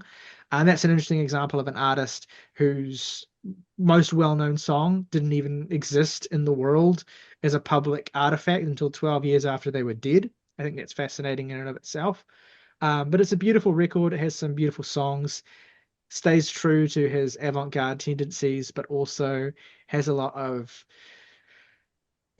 concision in the arrangements. It's hard to describe because what Morgan said is right. There's a feeling of weirdness, there's a feeling of strangeness, and like interrogating and reviewing even internally what you think of like the structure and stuff and how the artist, has created this work when they haven't actually created it. It's been pieced together. So I can completely understand that being a total non-starter, right? But for me, it's a wonderful record, and it was one of the records that really endeared me to Arthur. I actually discovered Arthur Russell because the Twilight Sand did a cover of his song "I Couldn't Say It to Your Face," and that's a song that wasn't released until a posthumous album that I think came even later than this one. So it's an interesting example, right, of the weird and complex and difficult place it can be. You can feel that you're put in morally and ethically with posthumous music, and yet so much of it with an artist like Arthur can end up being really beloved and enduring music that shows a legacy they would have had no idea during their lifetime that they would have. So that's fascinating. I think the case of Arthur Russell is a really unique one, and a good one for kind of examining the weird difficulties that can come up with posthumously released music. All right, August, what have you got for us? Everyone will die. It's true. I Or didn't so know it's that. claimed by- It's true. You're telling It's me this true. for the first time. It's claimed by the experts, but as this segment has proved, we cannot know that until it is true. So I present you real? I'm going to present you one album that each of from an artist that each of you have put up for this discussion. That is my favorite of theirs. That is a prehumous album before their death. So. And look, that's the only way, because I figured, maybe you could take the term prehumous and run with it and just say, oh, well, that applies to every artist ever, because technically you don't know that. You cannot prove to me that every human will die until you see every human die, and that physically cannot happen. So my choice for a prehumous album from one of Jake's picks, MF Doom. We got to talk about Mad Villainy, an album that is somehow we've never had a proper segment to review on this show. A fantastic album. I bought this on a cassette tape from Homer's, and it was in constant rotation. But seriously, I think if there's going to be any album that is almost a definitive introduction to hip hop in this day and age, what it's evolved from and into, Mad Villainy is really one of the best albums out there. You can't go wrong with it. And if you're looking for classic Doom and haven't heard this, I'm impressed. Check it out. Bravo. Look, I'm never gonna be mad at an MF Doom cosign, and Mad Villainy is a great record. No matter how overplayed that pick might be, accordion is always gonna go hard. So, frankly, giving it up to the GOAT. This is great. On this note, I'd also like to add brand news science fiction and Ryan Adams's Prisoner, because both Jesse Lacey and Ryan Adams are dead to me. Dead. So yeah, Me but personally. they did die. Well, okay, fair enough. I was gonna yeah, say. just don't I was Don't about to say, if you're qualify about my to say bit. canceled, just walk away. No, it's all good. I was about to say, I was just going to be really autistic and say, well, actually, Jesse Lacey got cancelled after science fiction came out. But I'll let you have the point because the point is better than my anal retentive gayness. Let's move on. To the top. Jake, what is your That's next my favorite. pick? That's my favorite kind Uh, of gayness. Well, I have a little bit more investment in my next two picks because the first pick was really about sort of that in the moment catharsis that you need after an artist passes away, a reminder of why you love them, but also something that contains a little hint at perhaps of the darkness that was to come. But, however, there are other kinds too. For example, there is an album that Morgan referenced, that being the final album by Nujabes, their album Spiritual State. And this is an interesting choice to talk about for a couple of reasons. Number one, no one will say this is their favorite Nujabes album. I realize that is a a superlative statement that is not true. I'm sure this is a couple people's favorite Nujabes album. However, if you say my favorite Nujabes album is not Model Soul or metaphorical music, you're probably gonna have a couple people go, what? Why? Just because Spiritual State is not held in the same esteem as those records. As to why? Well, give it a listen. It's a lot more jazz inclined than his other stuff. It's more spacey. It's more free flowing. There is less structure to this album. There is a kind of meditative calmness that permeates it. And yeah, Nujabi's music is chill. It always is. That's just the kind of vibe that he was putting down. But I would argue that there's a lot of emotional urgency to it. With Spiritual State, I think the biggest difference between it is that like the production feels very much in keeping with what came before it. But again, that urgency is simply not here. It is a languorous album that you are meant to marinate inside. And I do actually think that this does share a kind of kinship with the Sophie record that Riley and I were speaking on, just because the way that Riley connected with that, I would say is not too far away from the way that I would connect with something like this. I don't feel like it has a structure that necessarily supports it in the exact same way, but this is a different direction that an artist could have gone in that I think is definitely possible for him to have gone in. It's a bit more speculative, I guess. But I mean, a number of these tracks were completed before his death, I believe. But the thing is, though, is that it's something that feels a little bit unprecedented in his catalog. Not that it's a huge volume of music or anything, but it is a noticeable left turn. And I feel like appreciating it in a posthumous sense makes that left turn somehow make a little bit more sense. You can talk about, what was intended, what wasn't. All again, you're going to spin yourself in circles. Just not worth it. At the end of the day, though, this makes me think about and feel the absence of the previous elements of Nujabi's music in a way that still does feel engaging, a way that doesn't make me feel like I'm missing out on anything, just because, again, those albums are so refined. I'm not really upset that there's not another metaphorical music or another Model Soul. It's just kind of an elaboration on an existing formula. I can understand why people wouldn't dig it, and it makes sense that it's the least critically revered Nujabi's project. But at the same time, I do feel like that there is a kind of synergy, I guess, with its posthumous status that it makes for an interesting insight if you give yourself over to it. It's not something that's going to fill the exact same niche as previous Nujabi's music, but I feel like, again, that free-flowing structure, it allows your mind to go places and allows it to be a little bit more of an active listen than you might anticipate it being. The last album I'll shout out is the is actually an album that was always meant to be the final release from this group, that being A Tribe Called Quest's We Got It From Here, Thank You For Your Service, which came a handful of months off of the death of Fife Dog from complications with diabetes. There's an extra element of finality to an album that was supposed to be their grand finale even after 18 years away. This is another example of an album that is complete upon its release. It was the way that they wanted it to be, at least as far as we know. It was a real moment when it released, I think like less than a week after the 2016 election, we get this album. And I Mm-hmm. remember, We the People being something of an anthem of that particular year. So it contained a mood about it that really resonated and still resonates even beyond the the subtext of the time and the context of it. Because it's just a roundly excellent album and an incredible send-off to one of hip hop's most important groups. We mentioned this when we talked about the best comeback albums. Is that what it was? That would fit the brief, yeah. Yes. I believe we talked about this when we talked about the best comeback albums, just because of that absence being such a notable thing. Like, this is such an instance of like everything was stacked against them. Like, their last record wasn't seen as like their creative peak by any means. It was seen as kind of a letdown, in fact.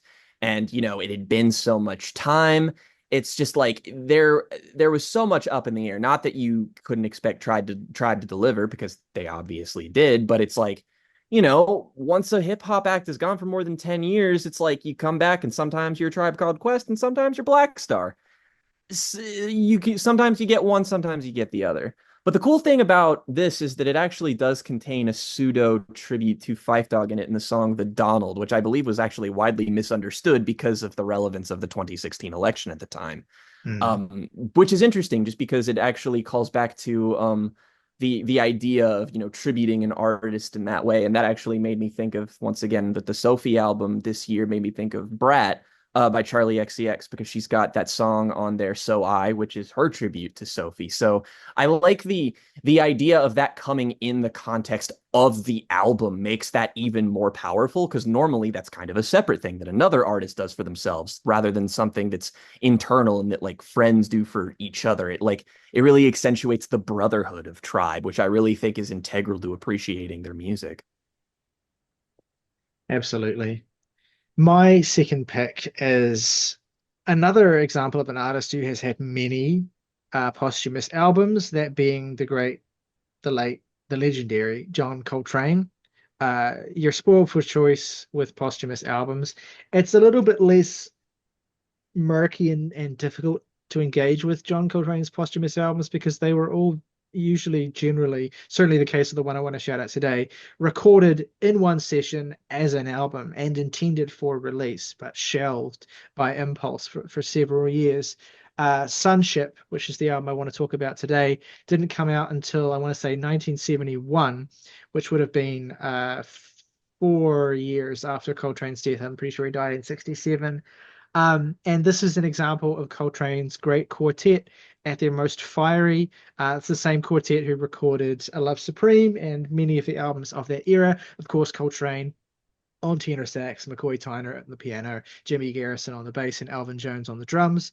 Uh, Sunship is an incredible record. It's an extension of Coltrane's fascination with his spirituality, his deep devotion to God, and his desire to express that through the music he was making and by pushing the language of the new thing, as it was called, to the furthest reaches he possibly could.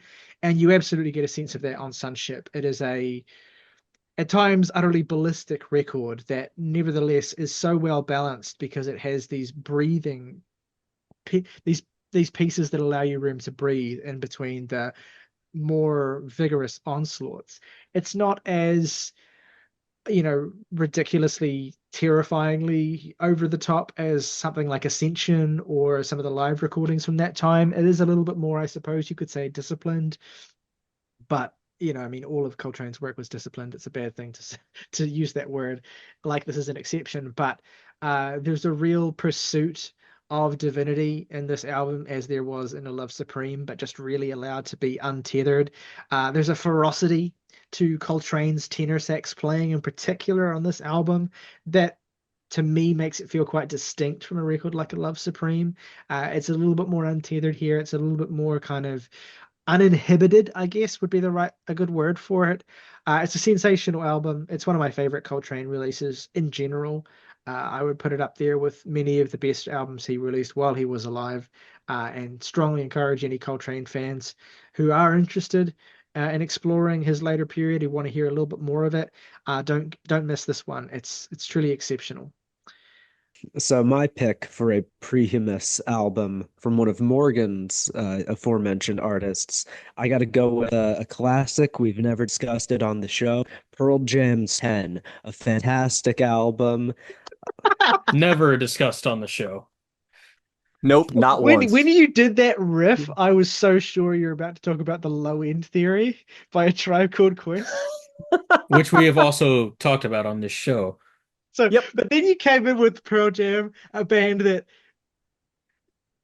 not exactly who Morgan was talking about, but I guess fair enough. Yeah. Yeah, Well, it's I not like mean, Mother look, Love Bone have another album. yeah, and look, I can say, and it may not follow my previous rule, but I can say on good conscience that Stone Gossard will die. So one day this will be, anyway, I'm gonna just like not continue this bit and talk about 10. 10's a fantastic album. It's got as we've never mentioned before, some emotionally heartrending songs, but it also has fucking bangers. It has heaters. This is a crazy good album. Uh, I haven't even listened to it in like 6 months or something, so I'm just kind of going off the top of my head, but it's a good album. You should give it a listen, and if you haven't, listen to Mother Love Bone. I like Yeah, the Facts. I like the implication in your Stone Gossard will die one day statement that the other members of Pearl Jam are immortal. I mean, Vetter is nothing if not immortal. Jeff Ament will outlive us all. I believe this, truly. I don't know if I've ever mentioned this, but Pearl Jam's 10 is also one of my favorite albums. Damn. We so I rarely get a chance to talk about Pearl Jam on this show.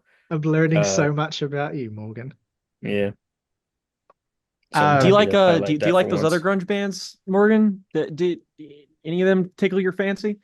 Another big gay, honestly. round we go again. Jake, who is the last? What is the last posthumous album Well, this one was an easy pick because it's in my general? favorite example of this.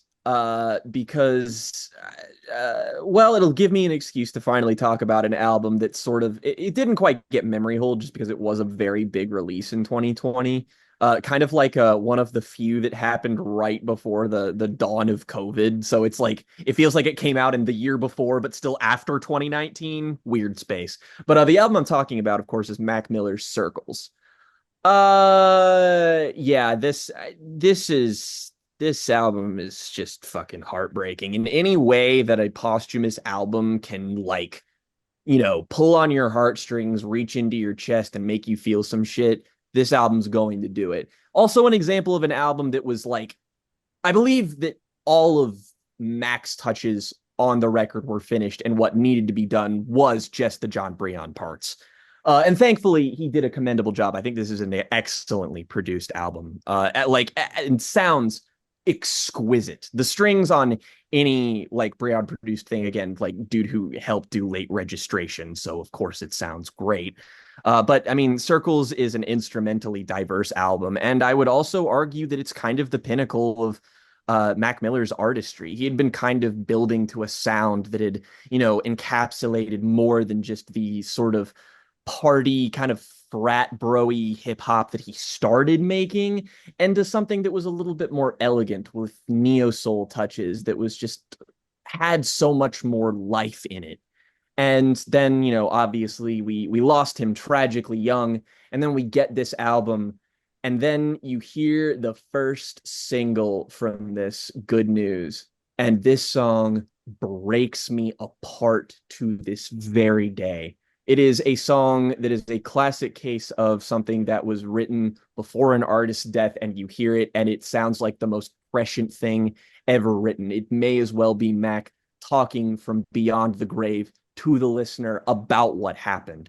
And more or less it is, because Swimming and Circles are albums that do kind of in a roundabout way address his topics of depression, of addiction. But that's to say, Circles does have moments on it that are brighter and uplifting and honestly like balance out the experience in a way that I do feel is somewhat taken for granted now.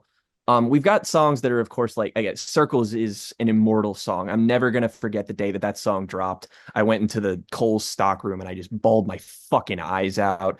The whole song is just beautiful. But again, there's also songs on here like Complicated that have these really sharp synth tones that are just really fun, really like brisk song. Blue World, same thing. This is just actually a banger. I fucking love this song.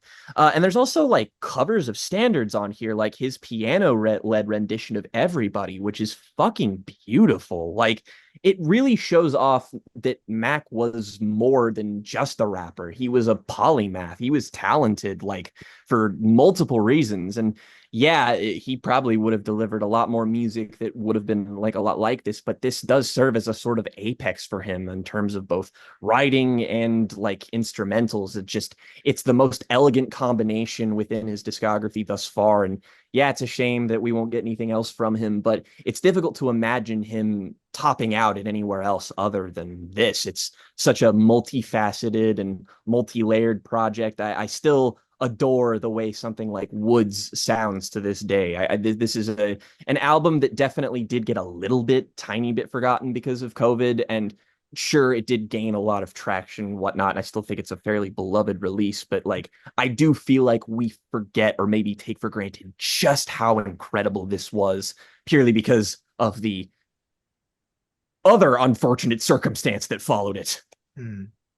Since Morgan only had 2 picks, I'm going to be a little bit cheeky here and add an extra pick and to balance things out because I'm a little surprised it never came up on anyone's list.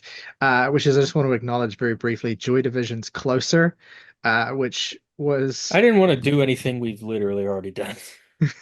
yeah, fair enough. I just acknowledge it very briefly because that album is like in so many ways it sounds like a funeral, especially the last couple of songs on it as well. Like The Eternal was straight up a funeral march.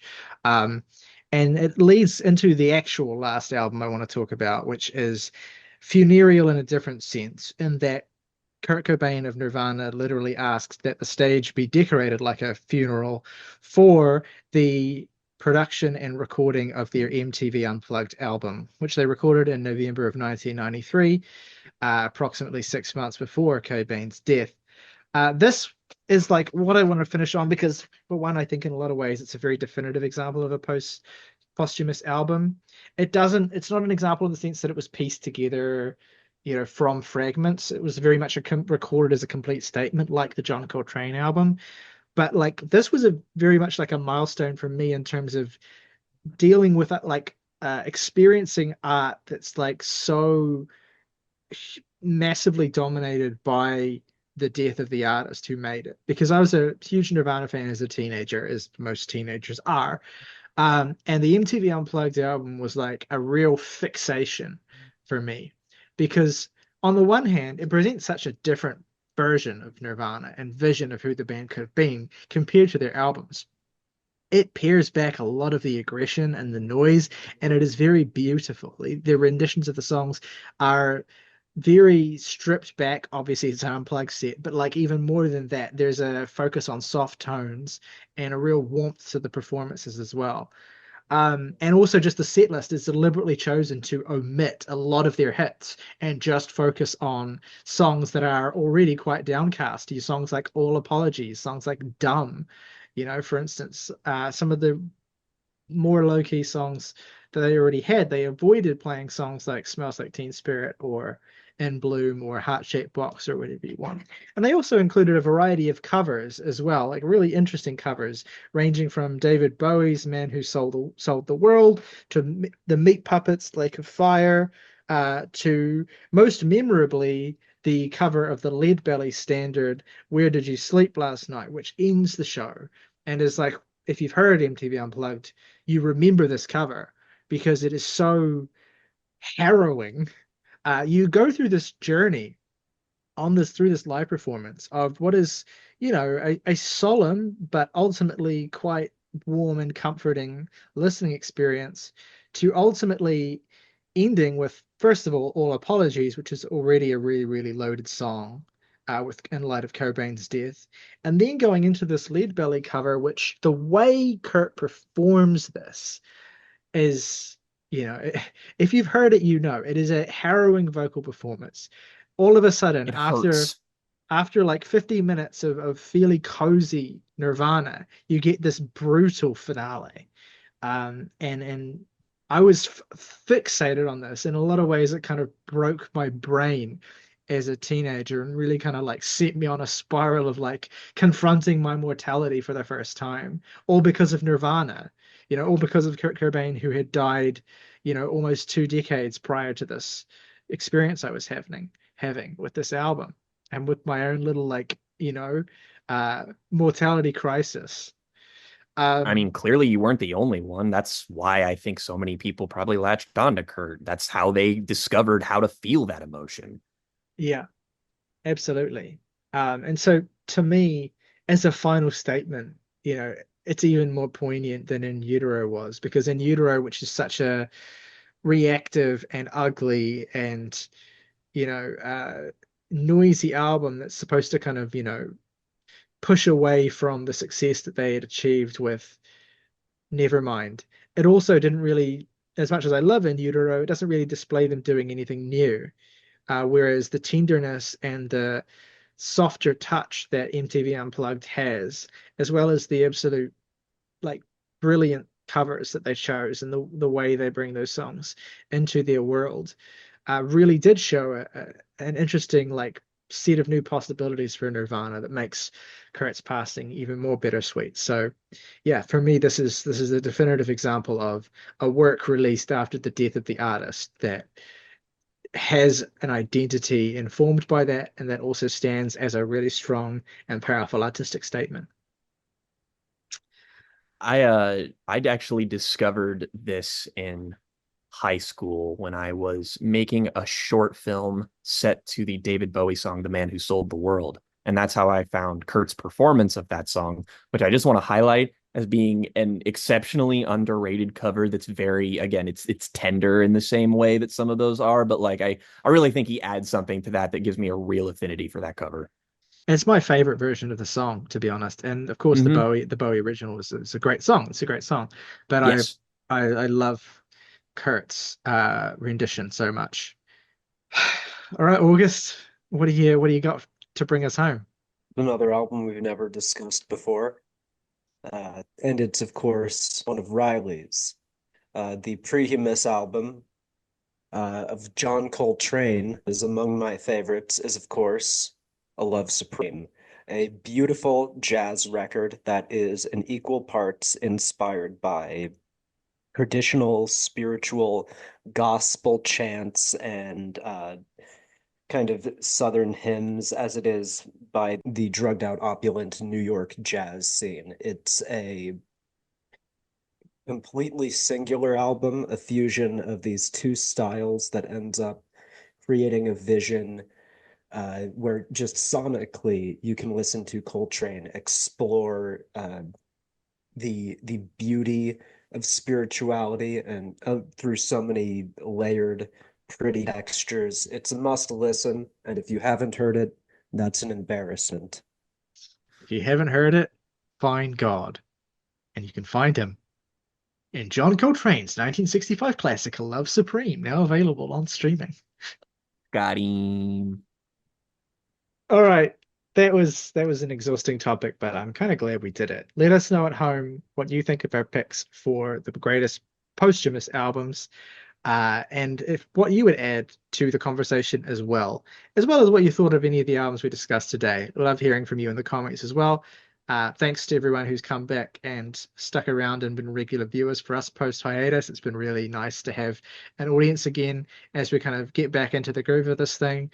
And we will be back next week, I'm sure, discussing at the very least the new Geordie Greep album, probably among others. We'll see what happens as the week goes on. But yeah, stay tuned, everyone, and we'll see you next time. As always, folks, rock over London, rock on Chicago. Mickey's malt liquor, get stung.